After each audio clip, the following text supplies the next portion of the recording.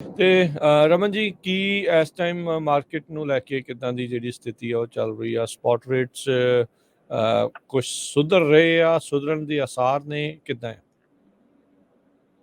ਦੇਖੋ ਜੀ, ਇਸ ਵੇਲੇ ਜਿਹੜੀ ਸਿਚੁਏਸ਼ਨ ਹੈਗੀ ਆ ਸਟਿਲ ਕਾਫੀ ਜਿਹੜੀ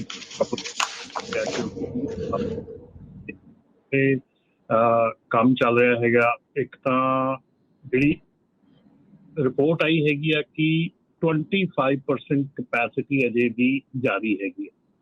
ਅੱਛਾ। ਸੋ ਟਰੱਕਾਂ ਦੀ ਕਪੈਸਿਟੀ ਅਜੇ ਵੀ 25% ਦੇ ਕਰੀਬ ਜਿਹੜੀ ਉਹ ਜਾਰੀ ਹੈਗੀ ਆ। ਉਸ ਦੇ ਨਾਲ ਨਾਲ ਜਿਹੜਾ ਹੈਗਾ ਤੁਹਾਡਾ ਵੈਦਰ ਹੈਗਾ ਉਹ ਬਹੁਤ ਵੱਡਾ ਰੋਲ ਪਲੇ ਕਰ ਰਿਹਾ ਕਿ ਕੈਲੀਫੋਰਨੀਆ ਦਾ ਜਿਹੜਾ ਉਹ ਮਾਰਚ 1 ਦੇ ਲਾਗੇ ਛਾਗੇ ਮਾਰਚ ਦੇ ਪਹਿਲੇ ਹਫ਼ਤੇ ਸ਼ੁਰੂ ਹੋ ਜਾਂਦਾ। ਸੋ ਵੈਦਰ ਖਰਾਬ ਹੋਣ ਕਰਕੇ ਸਾਰੇ ਦਾ ਸਾਰਾ ਜਿਹੜਾ ਪ੍ਰੋਡਿਊਸ ਦਾ ਸੀਜ਼ਨ ਹੈਗਾ ਇੱਥੋਂ ਦਾ ਉਹ ਅੱਗੇ ਪੁਸ਼ ਹੋ ਗਿਆ।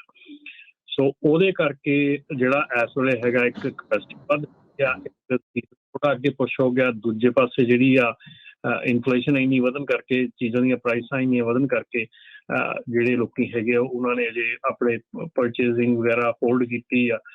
ਟੈਕਸ ਸੀਜ਼ਨ ਆ ਰਿਹਾ ਹੈਗਾ, ਉਹਦੇ ਕਰਕੇ ਵੀ ਲੋਕੀ ਜਿਹੜੇ ਵੇਟ ਕਰ ਰਹੇ ਹੈਗੇ।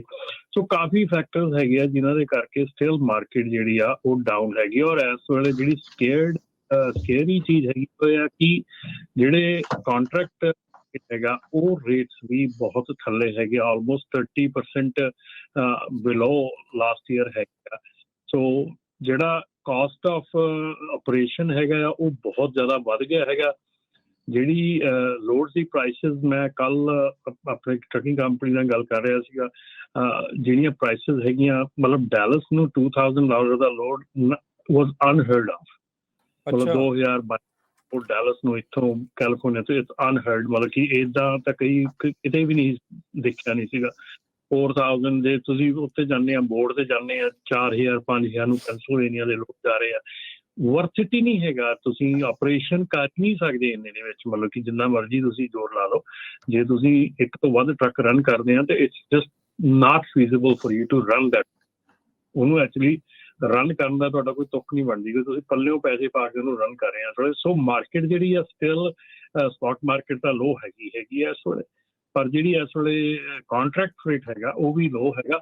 ਔਰ ਇੱਕ ਹੈਰਾਨੀ ਹੈ ਕਿ ਪਹਿਲਾਂ ਕਾਂਟਰੈਕਟ ਜਿਹੜੇ ਹੁੰਦੇ ਸੀ ਸਾਲ ਕਾਂਟਰੈਕਟ ਸੀਗਾ ਜੀ। ਸੋ ਹੁਣ ਇਸ ਵੇਲੇ ਜਿਹੜਾ ਆ ਉਹ 3 ਮਹੀਨੇ ਤੋਂ ਘਟਾ ਕੇ ਮਹੀਨੇ ਦਾ ਕਾਂਟਰੈਕਟ ਵੀ ਲੈਣਾ ਸ਼ੁਰੂ ਕੀਤਾ ਹੋਇਆ ਉਹਨਾਂ ਨੇ।